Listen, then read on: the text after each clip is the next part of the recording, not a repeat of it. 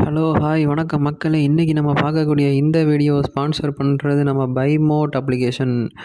உங்களுக்கு தேவையான வீட்டு சாமான்கள் மற்றும் க்ரோசரி பொருட்களை நீங்கள் இந்த அப்ளிகேஷன் டவுன்லோட் பண்ணி ஆர்டர் பண்ணி நீங்கள் வாங்கிக்கலாம். மேலும் அடுத்து நம்ம இன்றைக்கி பார்க்கக்கூடிய டாபிக் மகாத்மா காந்திஜியின் வரலாறு. வாங்க வீடியோக்குள்ளே போவோம். மோகன்தாஸ் கரம்சந்த் காந்தி என்பவர் ஒரு இந்திய வழக்கறிஞரும் அந்நிய ஆட்சியை எதிர்த்த தேசியவாதியும் அரசியல் அறனாளரும் ஆவார். இவர் மகாத்மா காந்தி என்று அன்புடன் அழைக்கப்படுகிறார்.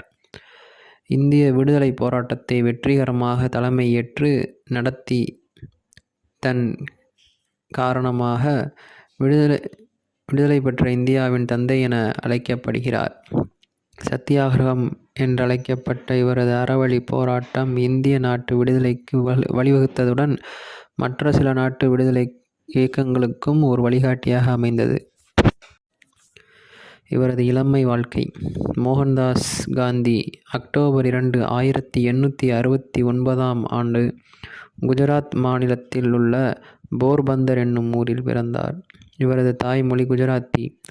மகாத்மா காந்தியின் தந்தையின் பெயர் கரம்சந்த் உத்தம்சந்த் காந்தி, தாயார் பெயர் புத்லிபாய் ஆகும். காந்தி தனது 13ஆம் வயதில் தம் வயதான கஸ்தூரிபாயை மணந்தார். பின்னாளில் இருவரும் 4 ஆண் மகன்களை பெற்றெடுத்தனர். ஹரிலால், மணிலால், ராம்தாஸ், தேவ்தாஸ். மோகன்தாஸ் கரம்சந்த் காந்தி தனது 16வது வயதில் தந்தையை இழந்தார். பள்ளி படிப்பில் ஒரு சுமாரான மாணவனாகவே காணப்பட்டார் காந்தி. தனது 18ஆம் வயதில் பள்ளி படிப்பு முடிந்த பிறகு பாரிஸ்டர் எனப்படும் வழக்கறிஞர் படிப்பிற்கு காந்தி இங்கிலாந்து சென்றார்.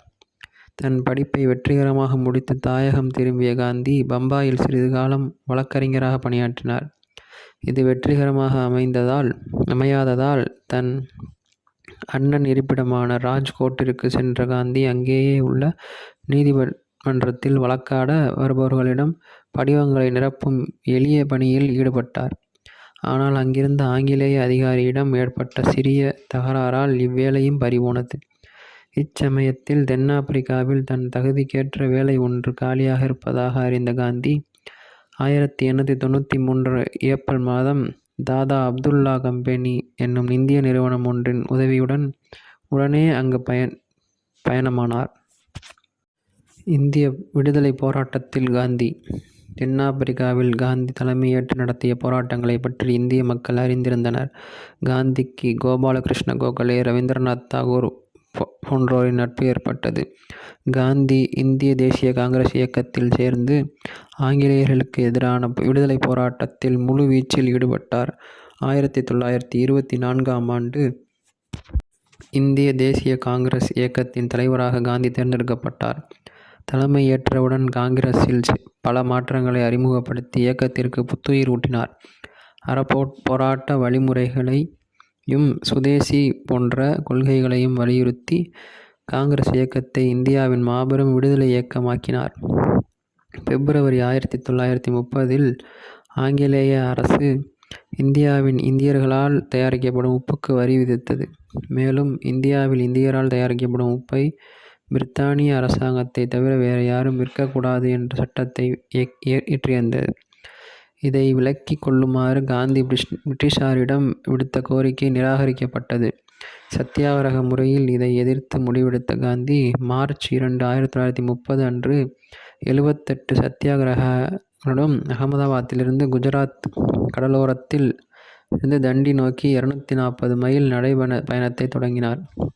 23 நாட்கள் நடைபயணத்திற்கு பிறகு தன் சகாக்களுடன் தண்டி கடற்கரை வந்து சேர்ந்த காந்தி அங்கிருந்த கடல் நீரை காய்ச்சி உப்பு தயாரித்து பிரித்தானிய சட்டத்திற்கு எதிராக பகிரங்கமாக பொதுமக்களுக்கு விநியோகித்தார். மேலும் இந்தியாவில் கடலோரத்தில் இருந்த அனைத்து இந்தியர்களையும் இதுபோல் உப்பு தயாரித்து பயன்படுத்தச் சொன்னார். இந்தியாவின் பல இடங்களில் இதுபோல் நடந்தது. காந்தி உட்பட பல்லாயிரக்கணக்கான இந்தியர்கள் சிறையில் அடைக்கப்பட்டனர். வேறு வழியில்லாமல் பிரித்தானிய அரசாங்கம் காந்தியுடன் பேச்சுவார்த்தை நடத்தி இறுதியில் வரியை நீக்கிக் கொண்டது.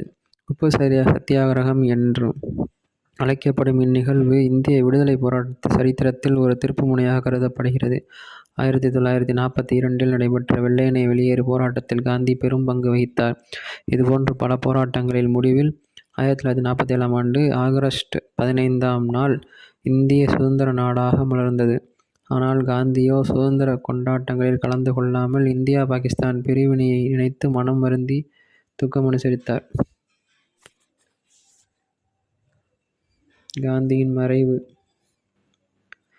மகாத்மா காந்தி 1948ஆம் ஆண்டு ஜனவரி 30ஆம் நாள் மாலை 5:17 மணி தன் வாழ்நாளில் இறுதியாக 144 நாட்கள் தங்கியிருந்த டில்லி பிர்லா மாளிகை தோட்டத்தில் நாதுராம் கோட்சேவால் சுட்டுக் கொலை செய்யப்பட்டார்.